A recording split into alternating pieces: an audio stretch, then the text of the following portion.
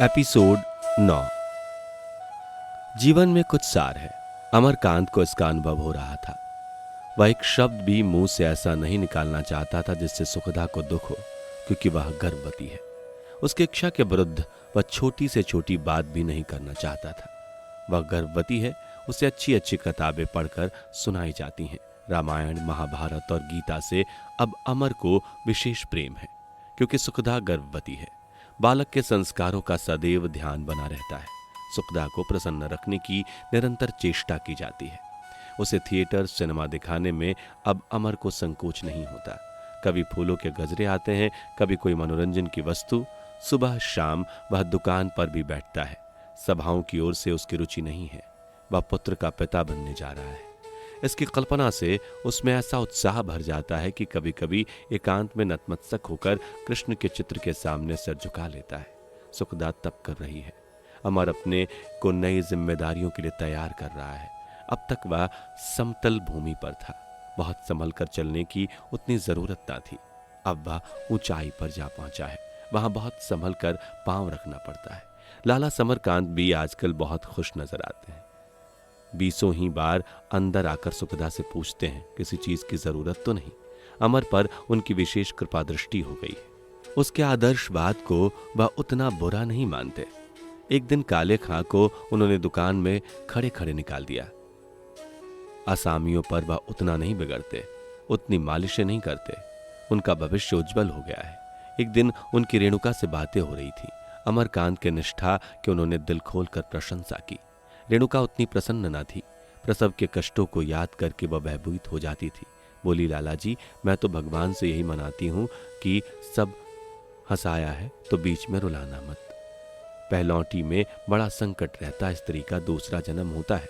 समरकांत को ऐसी कोई भी शंका न थी। बोले, मैंने तो बालक का नाम सोच लिया है, उसका नाम होगा रेणुकांत। रेणुका आशंकित होकर बोली, अभी नाम वाम ना रखिए लाला जी, इस संकट से उबर हो जाए तो नाम सोच लिया जाएगा। मैं सोचती हूँ दुर्गा पाठ बैठा दीजिए। इस मोहल्ले में एक दाई रहती है, उसे अभी से रख लिया जाए तो अच्छा हो। बिटिया अभी बहुत सी बातें नहीं समझती, दाई उसे संभालती रहेगी। लाला जी ने इस प्रस्ताव को हर्ष से स्वीकार कर लिया। यहाँ से जब वह घर लौटे तो देखा दुकान पर दो गोरे और एक मेम बैठे हुए हैं और अमरकांत उनसे बातें कर रहा है। कभी कभी नीचे दर्जे के गोरे यहाँ अपनी घड़ियां और कोई चीज बेचने के लिए आ जाते थे। लाला जी उन्हें खूब ठगते थे। वह जानते थे कि ये लोग बदनामी के भय से किसी दूसरी दुकान न जाएंगे। उन्होंने जाते ही जाते अमरकांत को हटा दिया और खुद सौदा पटाने लगे। अमरकांत स्पष्टवादी था और यह स्पष्टवादिता का अवसर न था। मेम साहब को सलाम करके पूछा, कहिए मेम साहब, क्या हुक्म है। तीनों शराब के नशे में चूर थे। मेम साहब ने सोने की एक जंजीर निकालकर कहा, सेठ जी, हम इसको बेचना चाहता है। बाबू बहुत बीमार है, उसका दवाई में बहुत खर्च हो गया। समरकांत ने जंजीर देखा और हाथ में तौलते हुए बोला, इसका सोना तो अच्छा नहीं है मेम साहब, आपने कहाँ बनवाया था। मेम हंसकर बोली, ओ तुम बराबर यही बात कहता है, सोना बहुत अच्छा है, अंग्रेजी दुकान का बना हुआ है, आप इसको ले ले। समरकांत ने अनिच्छा दिखाते हुए कहा कि बड़ी बड़ी दुकानें ही तो ग्राहकों को उल्टे छुरे से मूंदती हैं। जो कपड़ा यहाँ बाजार में 6 आने गज मिलेगा, वह अंग्रेजी दुकानों पर 12 आने गज से नीचे ना मिलेगा।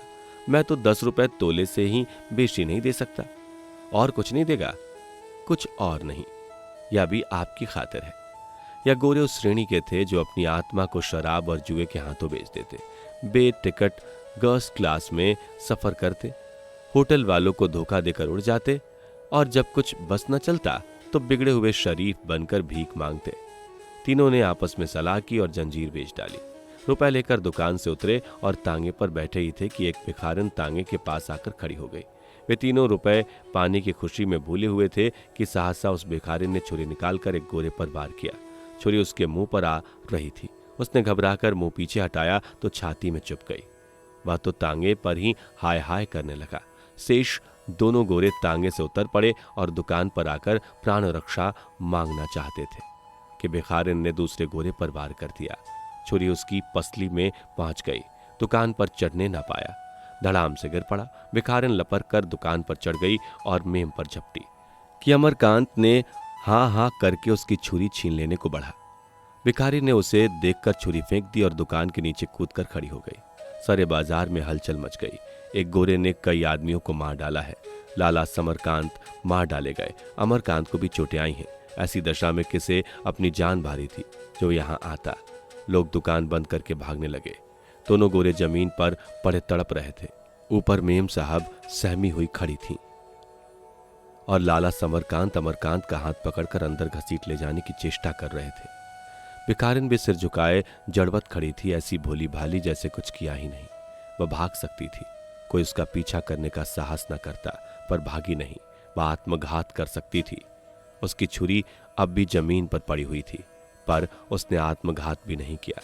वह तो इस तरह खड़ी थी मानो उसे यह सारा दृश्य देखकर विस्मय हो रहा हो। सामने के कई दुकानदार जमा हो गए। पुलिस के 2 जवान भी आ पहुंचे। चारों तरफ से आवाज आने लगी, यही औरत है, यही औरत है। पुलिस वालों ने उसे पकड़ लिया। 10 मिनट में सारा शहर और सारे अधिकारी वहां आकर जमा हो गए। सब तरफ लाल पगड़ियां दिख रही थी। सिविल सर्जन ने आकर आहतों को उठाया और अस्पताल ले चले। इधर तहकीकात होने लगी। भिखारिन ने अपना अपराध स्वीकार किया। पुलिस सुपरिटेंडेंट ने पूछा, तेरे इन आदमियों से कोई अदावत थी? भिखारिन ने कोई जवाब न दिया। सैकड़ों आवाजें आई, बोलती क्यों नहीं हत्यारिन? भिखारिन ने दृढ़ता से कहा, मैं हत्यारिन नहीं हूं। इन साहबों को तूने नहीं मारा? हाँ, मैंने मारा है। तो तू हत्यारिन कैसे नहीं है? मैं हत्यारिन नहीं हूं। आज से 6 महीने पहले ऐसे ही 3 आदमियों ने मेरी आबरू बिगाड़ी थी। मैं फिर घर नहीं गई, किसी को अपना मुंह नहीं दिखाया। मुझे होश नहीं है कि मैं कहां कहां फिरी, कैसे रही, क्या क्या किया। इस वक्त भी मुझे होश तब आया जब इन दोनों गोरों को घायल कर चुकी थी। तब मुझे मालूम हुआ कि मैंने क्या किया। मैं बहुत गरीब हूं। मैं नहीं कह सकती मुझे छुरी किसने दी, कहां से मिली और मुझ में इतनी हिम्मत कहां से आई। मैं यह इसलिए नहीं कर रही हूं कि मैं फांसी से डरती हूं। मैं तो भगवान से मानती हूं कि जितनी जल्दी हो सके मुझे संसार से उठा ले। अब आबरू लुट गई तो जीकर क्या करूंगी। इस कथन ने जनता की मनोवृत्ति बदल दी। पुलिस ने जिन जिन लोगों के बयान लिए, सबने यही कहा कि यह पगली है, इधर उधर मारी मारी फिरती थी। खाने को दिया जाता था तो कुत्तों के आगे डाल देती थी, पैसे दिए जाते थे तो फेंक देती थी। एक तांगे वाले ने कहा, यह बीच सड़क पर बैठी हुई थी। कितनी ही घंटी बजाई पर रास्ते से हटी नहीं। मजबूर होकर पटरी से तांगा निकाल लाया। एक पान वाले ने कहा कि एक दिन मेरी दुकान पर आकर खड़ी हो गई। मैंने एक बीड़ा दिया, उसे जमीन पर डालकर पैरों से कुचलने लगी, फिर गाती हुई चली गई। अमरकांत का भी बयान हुआ। लाला जी तो चाहते थे कि वह इस संकट और झंझट में ना पड़े। अमरकांत ऐसा उत्तेजित हो रहा था कि उन्हें दोबारा कुछ कहने का हौसला ना हुआ। अमर ने सारा वृतांत कह सुनाया। रंग को चोखा करने के लिए 2-4 बातें अपनी तरफ से जोड़ दी। पुलिस के अफसर ने पूछा, तुम कह सकते हो यह औरत पागल है? अमरकांत बोला, जी हाँ, बिल्कुल पागल। 20 ही बार उसे अकेले में हंसते या रोते देखा है। कोई कुछ पूछता है तो भाग जाती थी। यह सब झूठ था। उस दिन के बाद आज यह औरत यहां पहली बार उसे नजर आई थी। यह संभव है कि उसने कभी इधर उधर भी देखा हो, पर उसे पहचान न सका था। जब पुलिस पगली को लेकर चली तो 2000 आदमी थाने तक उसके साथ गए। अब वह जनता की दृष्टि में साधारण स्त्री न थी, देवी के पद पर पहुंच गई थी। किसी दैवी शक्ति के बगैर उसमें इतना साहस कहां से आ जाता। रात भर शहर के अन्य भागों में आकर लोग घटनास्थल का मुआयना करते रहे। 2-1 आदमी उस कांड की व्याख्या करने में हार्दिक आनंद प्राप्त कर रहे थे। यूं आकर तांगे के पास खड़ी हो गई, यूं छुरी निकाली, यूं झपटी, यूं दोनों दुकान पर चढ़े, यूं दूसरे गोरे पर टूटी। भैया अमरकांत सामने न आए तो मैम का काम भी तमाम कर देती। उस समय उसकी आंखों में लाल अंगारे निकल रहे थे, मुख पर ऐसा तेज था मानो दीपक हो। अमरकांत अंदर गया तो देखा नैना भावच का हाथ पकड़े सहमी खड़ी है और सुखदा राजसी करुणा से आंदोलित सजल नेत्र चारपाई पर बैठी हुई है। अमर को देखते ही वह खड़ी हो गई, बोली, यह वही औरत थी? हाँ, वही मालूम तो होती है। तो अब यह फांसी पा जाएगी? शायद बच जाए, पर आशा कम है। अगर इसको फांसी हो गई तो मैं समझूंगी संसार से न्याय उठ गया। उसने कोई अपराध नहीं किया। जिन दुष्टों ने उस पर ऐसा अत्याचार किया उन्हें यही दंड मिलना चाहिए था। मैं अगर न्याय पद पर होती तो उसे बेदाग छोड़ देती। ऐसी देवी की तो प्रतिमा बनाकर पूजनी चाहिए। उसने अपनी सारी बहनों का मुख उज्जवल कर दिया। अमरकांत ने कहा, लेकिन यह तो कोई न्याय नहीं कि काम कोई करे सजा कोई पाए। सुखदा ने उग्र भाव में कहा, वे सब एक हैं। जिस जाति में ऐसे दुष्ट हों उस जाति का पतन हो गया है। समाज में एक आदमी कोई बुराई करता है तो सारा समाज बदनाम हो जाता है और उसका दंड सारे समाज को मिलना चाहिए। एक गोरी औरत को सरहद का कोई आदमी उठा ले गया था।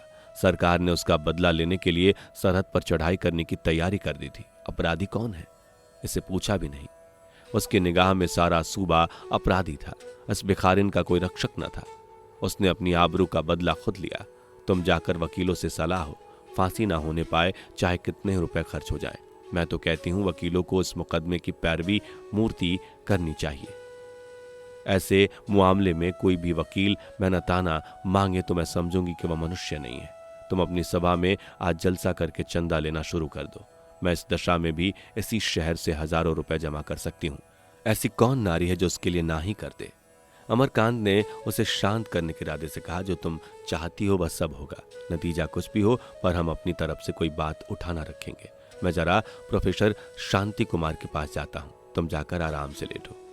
मैं अभी अम्मा के पास जाऊंगी, तुम मुझे उधर छोड़कर चले जाना। अमर ने आग्रहपूर्वक कहा, तुम चलकर शांति से लेटो, मैं अम्मा से मिलता चला जाऊंगा। सुखदा ने चिढ़कर कहा, ऐसी दशा में जो शांति से लेटे वो मृतक है।